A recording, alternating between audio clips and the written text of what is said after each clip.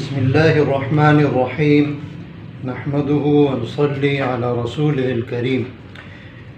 السلام علیکم ورحمۃ اللہ وبرکاتہ۔ ناظرین کرام، آج ہم رمضان المبارک کے ایک بہت ہی اہم ایشو پر بات کریں گے۔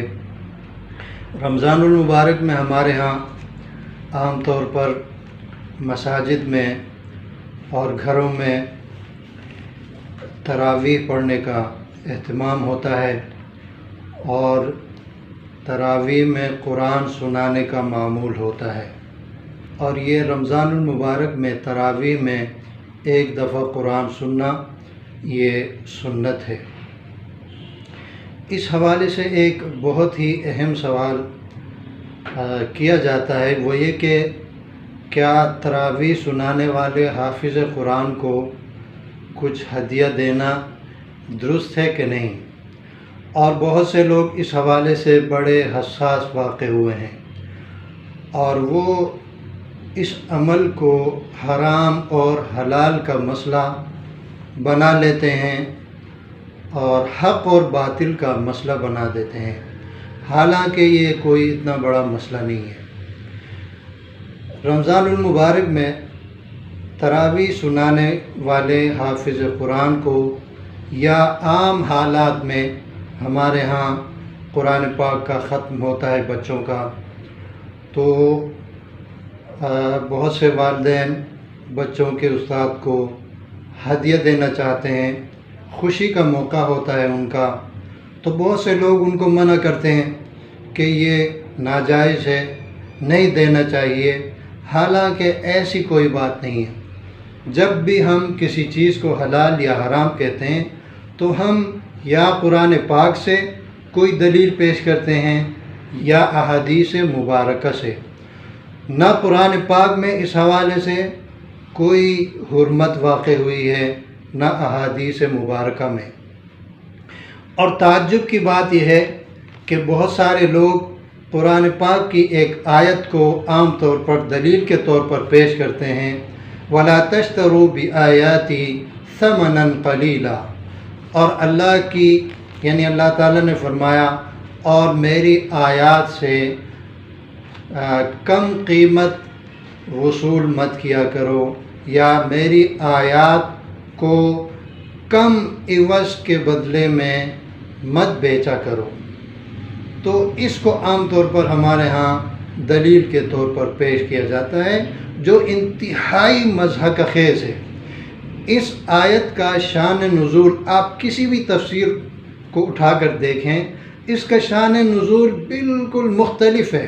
یہ آیت اہل کتاب کے بارے میں نازل ہوئی ہے، اہل کتاب کے علماء کے بارے میں نازل ہوئی ہے، جو اللہ تعالیٰ کی آیات کو بگاڑ کر پیش کرتے تھے کسی دنیاوی مفاد کے لیے، آیات کی غلط تشریح کرتے تھے کسی دنیاوی غرض کے لیے، آیات کو اپنے مطلب کے معنی پہناتے تھے، تو اللہ رب العزت نے ان کے اس عمل کی شناعت اور قباحت کو بیان فرمایا۔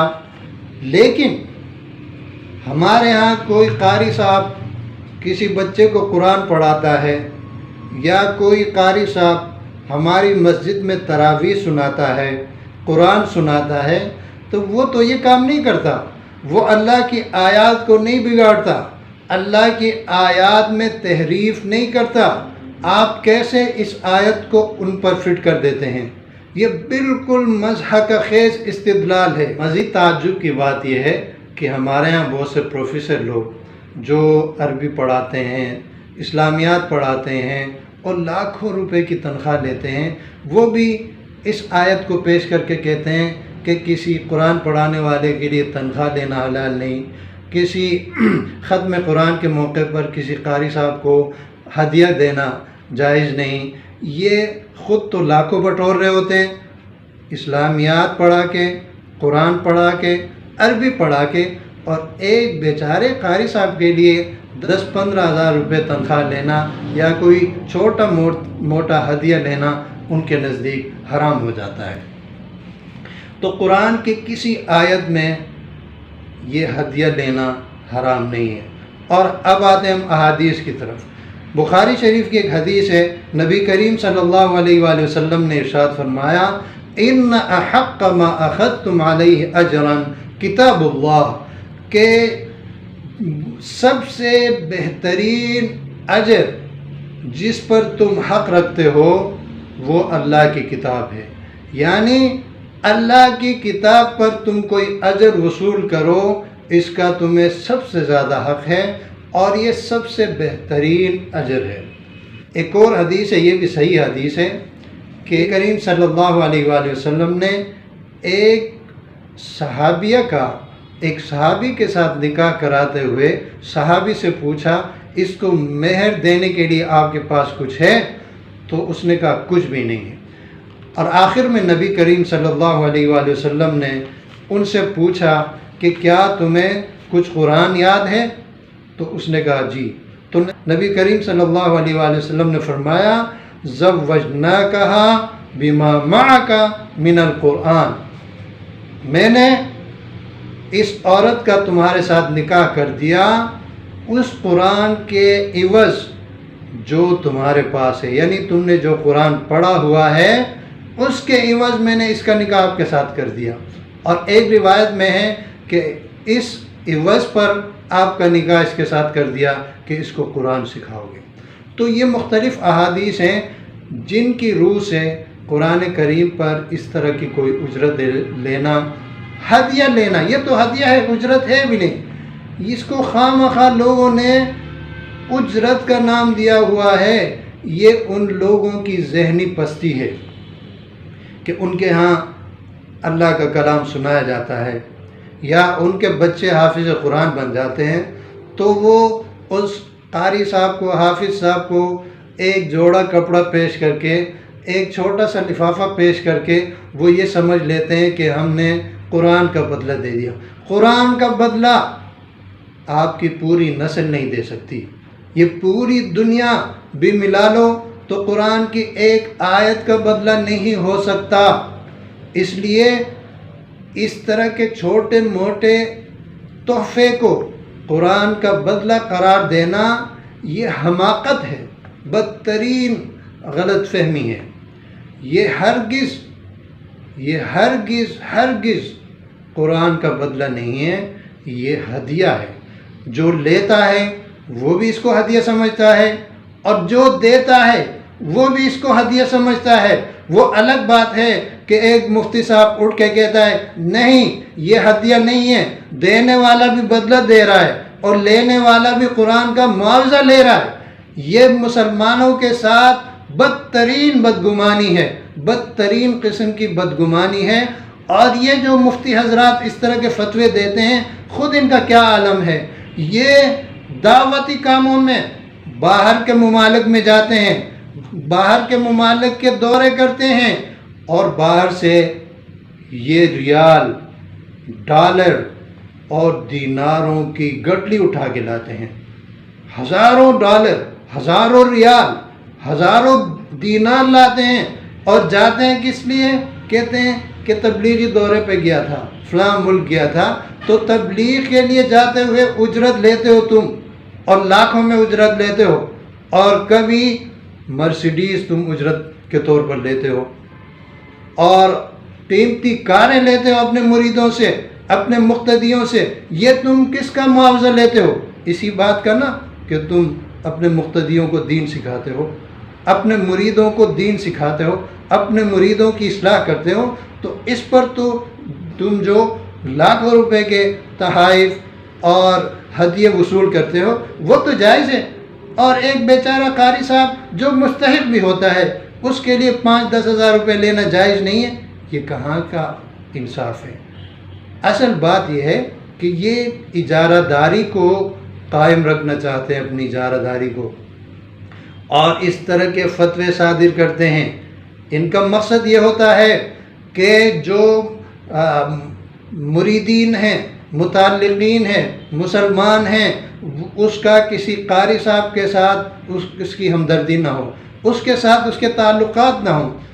کئی مدرسوں میں یہ ایشو ہے کہ وہاں کسی قاری کو، کسی استاد کو 2-3 سال سے اوپر ٹکنے نہیں دیا جاتا۔ وجہ اس کی صرف یہ ہوتی ہے کہ محتمم حضرات اور مسجدوں کے متولی حضرات ان کو خوف ہوتا ہے کہ محلے کے لوگ ان قاری صاحب، ان امام صاحب کے ساتھ تعلق قائم کر لیں گے اور ان کی ہمدردیاں اس کی طرف ہو جائیں گی۔ اس طرح وہ ہر 2-3 سال بعد استاذوں کو نکالتے ہیں، اماموں کو نکالتے ہیں، مؤذنوں کو نکالتے ہیں۔ یہ ایک سوچ ہے، ایک سوچ ہے، اور یہ فتوے بھی اسی سوچ کی عکاسی کرتے ہیں تاکہ لوگ دین کے حوالے سے جو کرنا چاہیں ہم سے پوچھ کے کریں، اپنی طرف سے وہ نہ کسی کو ہدیہ دیں، اپنی طرف سے نہ وہ کسی کے ساتھ ہمدردی کریں، ہم سے پوچھیں۔ ہم جس کو حلال کہیں گے وہ حلال ہوگا، ہم جس کو حرام کہیں گے وہ حرام ہوگا۔ میں تو کہتا ہوں اس طرح کے معاملات میں آپ فتویٰ پوچھتے کیوں ہو؟ کامن سینس بھی کوئی بات ہے بھائی۔ آپ خود اگر کسی قاری صاحب کو کچھ دیتے ہو، آپ خود اپنے دل سے پوچھو، آپ کیا قرآن کا معاوضہ سمجھ کر دیتے ہو، یا اس قاری صاحب کو کی دلجوئی کے لیے دیتے ہو، ہمدردی کے لیے دیتے ہو، ہدیہ سمجھ کر دیتے ہو؟ اس لیے ان باتوں میں نہیں آنا چاہیے۔ اور پھر یہ جو کہتے ہیں کہ یہ کام تو اللہ کے لیے ہونا چاہیے، قرآن اللہ کے لیے پڑھنا چاہیے، اللہ کے لیے پڑھانا چاہیے، نماز اللہ کے لیے پڑھانی چاہیے۔ میرے بھائی، مسلمان تو چھوٹا سے چھوٹا کام بھی اللہ کے لیے کرتا ہے، چھوٹا سے چھوٹا کام بھی غیر اللہ کے لیے کبھی نہیں کرتا۔ ایک مسلمان ڈاکٹر مریضوں کا چیک اپ کرتا ہے، علاج کرتا ہے، وہ اللہ ہی کے لیے کرتا ہے، اس کے پیش نظر اللہ کی رضا ہوتی ہے، لیکن اپنا گھر چلانے کے لیے وہ فیس لیتا ہے۔ ایک ٹیکسی ڈرائیور اگر کسی شخص کو ایک جگہ سے اٹھا کر دوسری جگہ پہنچاتا ہے، اس کے سامنے بھی اللہ کی رضا ہوتی ہے، لیکن وہ اپنا گھر چلانے کے لیے اس کا کرایہ وصول کرتا ہے۔ ایک مستری آپ کے گھر کا کوئی کام کرتا ہے، اس کے ذہن میں یہ بات بھی ہوتی ہے کہ میں کسی کی خدمت کر رہا ہوں، لیکن وہ اپنی مزدوری ضرور لیتا ہے اس کا، تاکہ اپنا گھر چلائے۔ اسی طرح جتنے کام ہیں، کوئی شخص دکانداری کرتا ہے تو اس کے پیش نظر بھی اللہ کی رضا ہوتی ہے۔ کوئی شخص کھانا کھاتا ہے، اس کے پیش نظر بھی اللہ کی رضا ہوتی ہے کہ اللہ کا حکم ہے کھانا کھانا، اور یہ جو صحت اللہ نے مجھے دی ہوئی ہے، یہ جسم دیا ہوا ہے، اس کو کھانے کی ضرورت ہے، اللہ کی رضا ہی کے لیے کھاتا ہے۔ لیکن اللہ کی رضا کے لیے کرنے کا مطلب کیا یہ ہے کہ ہر کام فری میں کیا جائے؟ اللہ کی رضا کے لیے یا اللہ کے لیے کرنے کا مطلب ہرگز یہ نہیں ہے کہ فری میں کیا جائے۔ اگر کوئی قاری صاحب قرآن پڑھاتا ہے، وہ اللہ کی رضا کے لیے ہی پڑھاتا ہے، لیکن چونکہ ان کا کام ہی یہ ہے، پیشہ ہی یہی ہے، اس لیے وہ اپنا گھر چلانے کے لیے تنخواہ بھی لیتا ہے۔ کوئی امام نماز پڑھاتا ہے تو وہ اللہ کے لیے پڑھاتا ہے، وہ تنخواہ کے لیے نہیں پڑھاتا، لیکن تنخواہ لینا اس کی ایک مجبوری ہے۔ آپ کو کس نے کہا کہ اللہ کی رضا اور تنخواہ دونوں جمع نہیں ہو سکتی؟ انما الاعمال بالنیات، اعمال کا دار و مدار نیتوں پر ہے۔ ایک عمل میں انسان 50 نیتیں بھی کر سکتا ہے۔ نماز اللہ کے لیے پڑھا رہا ہے، لیکن تنخواہ لے رہا ہے تاکہ میرا گھر چلے، میرے بچے بھوکے نہ سوئیں، یہ بھی عبادت ہے۔ تو دوسری جگہوں میں تو آپ نیت کے بھاشن دیتے ہو، نیت یہ ہونی چاہیے، نیت یہ ہونی چاہیے، یہاں نیت کی وہ بحث کہاں گئی؟ آپ کیوں بدگمانی کر رہے ہو کہ نماز پڑھانے والا امام صاحب پیسے کے لیے نماز پڑھاتا ہے؟ کیا اتنا گھٹیا آدمی ہے وہ کہ وہ اگر آپ 5 وقت کی نمازوں کی قیمت بناؤ، اس کی کل تنخواہ کو اس کے ساتھ کمپیئر کرو، ایک نماز اس کو 200-300 روپے کی نہیں پڑے گی۔ اگر آپ کے بقول وہ نماز کا معاوضہ لیتا ہے تو کوئی گھٹیا آدمی 200-300 روپے میں نماز پڑھاتا ہے؟ نہیں، وہ آپ سے جو تنخواہ لیتا ہے، وہ جو اضافی ذمہ داری اس نے اپنے سر لی ہوئی ہے، اس کی لیتا ہے۔ نماز آپ بھی پڑھتے ہو، لیکن آپ اپنی مرضی سے مسجد آتے ہو، دل چاہے تو نہیں آتے، کام ہو تو نہیں آتے، بیمار ہو تو نہیں آتے، لیکن بیچارہ امام صاحب اس کو ہر صورت مسجد پہنچنا ہے، وقت سے پہلے پہنچنا ہے اور تیاری کرنی ہے، اس کو نماز کی آیات یاد کرنی ہے، نماز کے دوران اس پر کتنا پریشر ہوتا ہے۔ آپ کبھی مصلی پہ کھڑے ہو کے دیکھیں، وہ سارا پریشر اپنے سر لیتا ہے آپ کی نماز کے لیے، وہ تنخواہ جو لیتا ہے ان ساری ذمہ داریوں کی لیتا ہے، وہ نماز پڑھنے کی نہیں لیتا میرے بھائی، نماز پڑھنے کی کوئی اجرت نہیں لیتا یا پڑھانے کی کوئی اجرت نہیں لیتا۔ نماز آپ بھی پڑھتے ہیں، وہ بھی پڑھے گا، اگر امامت نہ ہو تو وہ بھی اپنی مرضی سے پڑھے گا، آسانی سے پڑھے گا، کوئی اضافی ذمہ داری اس کے اوپر نہیں ہوگی، وہ بھی آپ کی طرح آزادی سے گھومے گا پھرے گا۔ لیکن جب آپ اس کو ایک ذمہ داری سونپتے ہیں، وقت پر آنا ہے، بیمار ہو تو بھی آنا ہے، بارش ہو تو بھی آنا ہے، کوئی کام ہو تو بھی آنا ہے، بازار گیا ہو تو بھی واپس پہنچنا ہے، یہ ساری ذمہ داریاں اس نے اپنے سر لی ہوئی ہیں اور اسی کا وہ معاوضہ لیتا ہے آپ سے۔ تو آپ کیسے کہتے ہیں یہ نماز کا معاوضہ لیتا ہے؟ نماز وہ ہر کوئی اللہ کے لیے پڑھتا ہے اور پڑھاتا ہے، قرآن ہر کوئی اللہ کے لیے پڑھتا ہے اور پڑھاتا ہے، باقی جو معاوضہ کوئی شخص لیتا ہے اس اضافی ذمہ داری کا لیتا ہے۔ ہر کسی پر قرآن پڑھانا فرض عین تو نہیں ہے، آپ کیوں نہیں پڑھاتے؟ اگر قرآن پڑھانا مسلمانوں کو فرض ہے، آپ کیوں نہیں پڑھاتے؟ اس لیے نہیں پڑھاتے نا، آپ یہ سمجھتے ہیں کہ میری ذمہ داری تھوڑی ہے۔ جب وہ شخص اپنی ذمہ داری لیتا ہے وہ اس ذمہ داری کی تنخواہ لیتا ہے۔ تو یہ جو ایشو ہمارے ہاں رمضان میں اٹھتا ہے اور اچھے اچھے علماء کرام بدگمانی پر مبنی فتوے دیتے ہیں کہ حافظ قرآن کو کچھ مت دو، یہ حرام ہے، قرآن کی اجرت نہیں لینی چاہیے، یہ فتوے ان کی کوئی حیثیت نہیں ہے۔ اب آپ جی کھول کر حفاظ کی خدمت کریں، جی کھول کر ان کی خدمت کریں اور بھرپور ہدیہ دیں، ان کو بھرپور ہدیہ دیں۔ اور عام طور پر چونکہ یہ لوگ یہ معمولی تنخواہوں والے ہوتے ہیں، ان کا گزر بسر بہت مشکل سے ہوتا ہے، اس لیے یہ بات بھی پیش نظر رکھتے ہوئے ان کے ساتھ دل کھول کر مدد فرمائیں، انشاءاللہ آپ کو بہترین ثواب ملے گا اللہ رب العزت کے ہاں۔ اللہ تعالی ہم سب کو دین کی صحیح سمجھ عطا فرمائے۔ وآخر دعوانا ان الحمد للہ رب العالمین۔